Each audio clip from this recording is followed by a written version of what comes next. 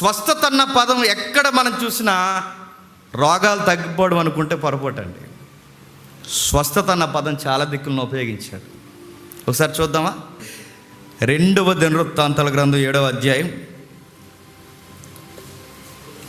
2వ దినవృత్తాంతాల గ్రంథం 7వ అధ్యాయం 14వ వచనం.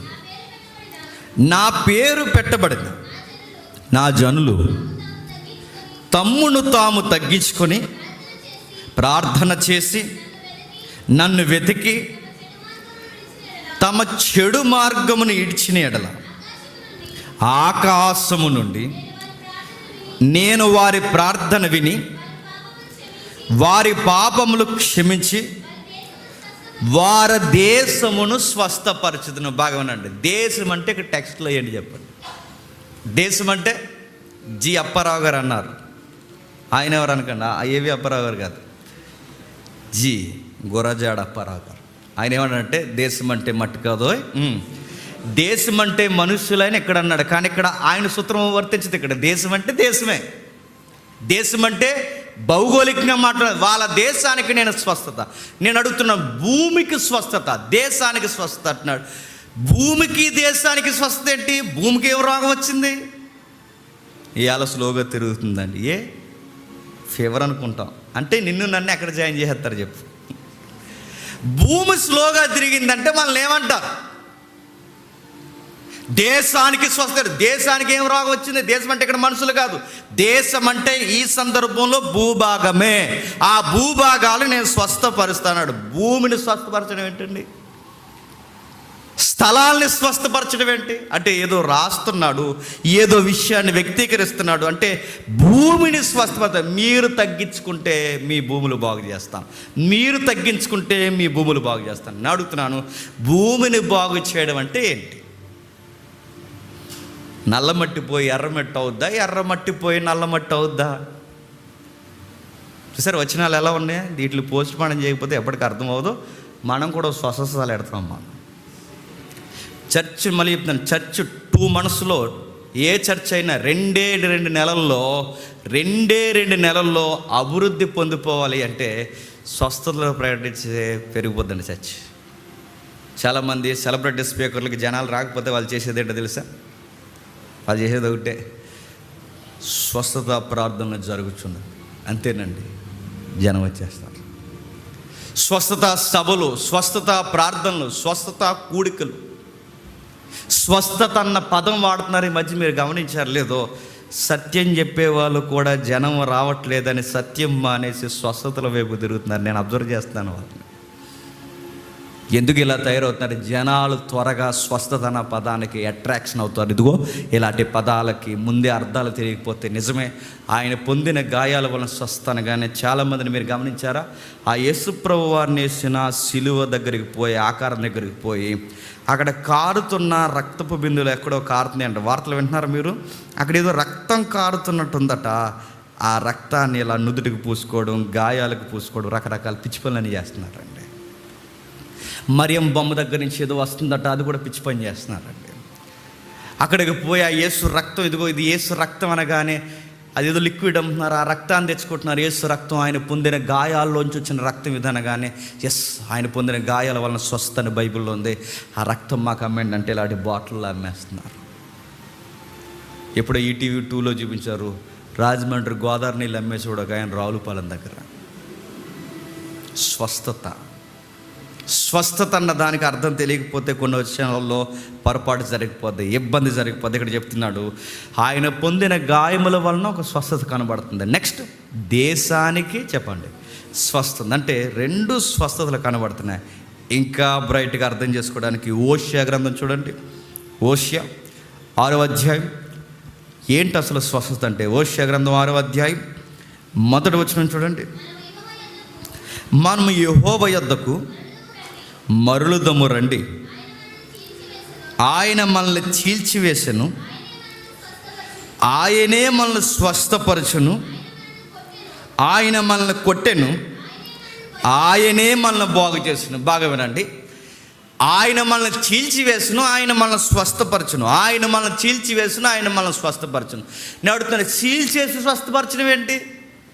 చీల్చేయడం అంటే ఎలా ఉన్న ఓడ అలా తీసుకోండి, చీల్చేసాడు. ఇప్పుడు ఒక మనిషిని నేను చీల్చేయడం అంటే ఏంటంటే ఆయన 2 ముక్కలు చేశాడు.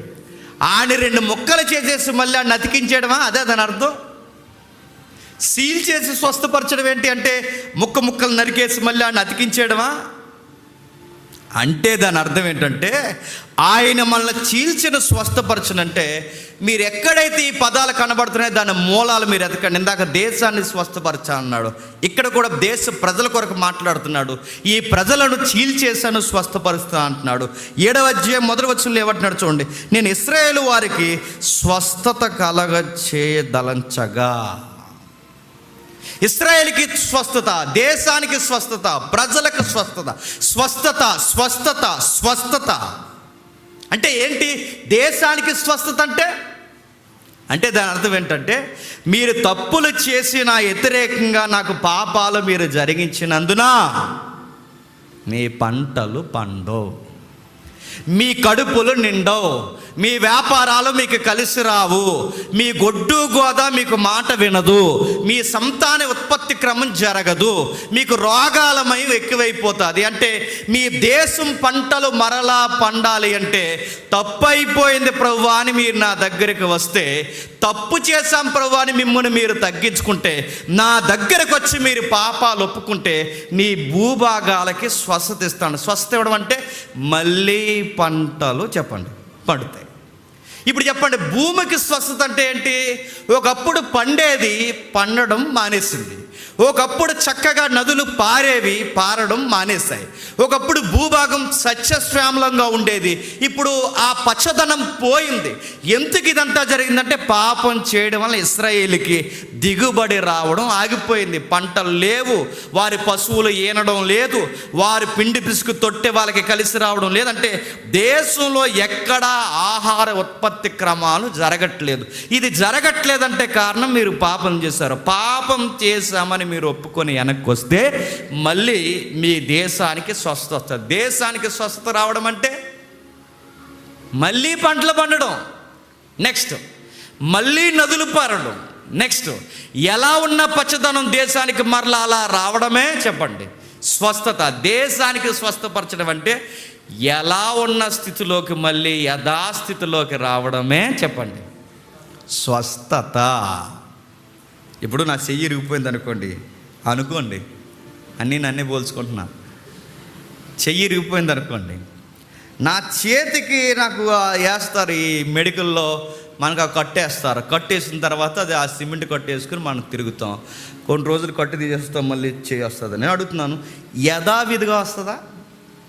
వంకే, నొట్టే, సొట్టే, ఆ గీతలే. అందుకే ఎలా ఉన్నది ఒక్కసారి ఇరిగిపోయిందంటే అసలు ఒరిజినల్ రూపం రాదు. ఇప్పుడు చెప్పండి, ఇరిగిపోయిన నా చెయ్యికి స్వస్థత రావడం అంటే సిమెంట్ కొట్టేసుకున్న తర్వాత తగ్గిపోవడమా?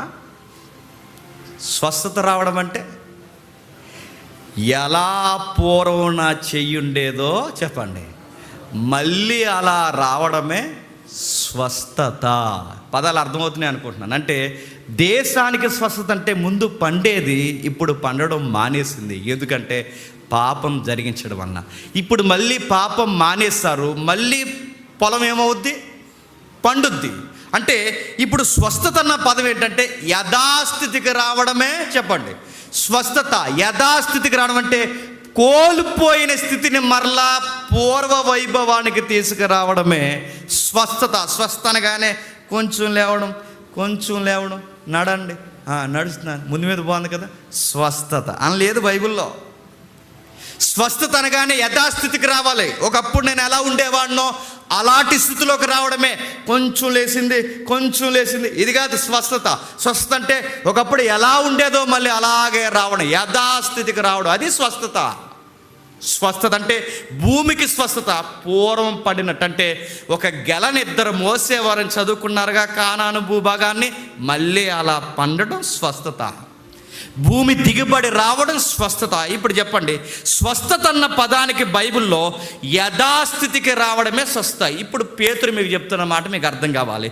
ఆయన పొందిన గాయముల వలన స్వస్థత పొందాం అంటున్నాడు.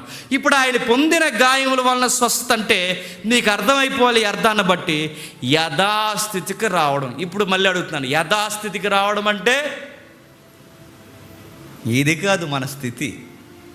నా మాట అర్థమైందా? మన స్థితి ఇది కాదు. మన స్థితి ముక్కుతూ మూలుగుతూ తిరుగుతురంగా దొగ్గుతూ రోజుకొకలాగా పూటకొకలాగా గంటకొకలాగా ఉంటున్నాగా, ఇది కాదు మన స్థితి. ఆయన పొందిన గాయముల వలన స్వస్థత అంటే భౌగోళికంగా శారీరకమైన స్వస్థత కొరకు కాదు. అక్కడ మాట్లాడుతున్న స్వస్థత దేనికంటే ఎవర్ లాస్టింగ్ లైఫ్ కొరకు మాట్లాడుతున్నాడు.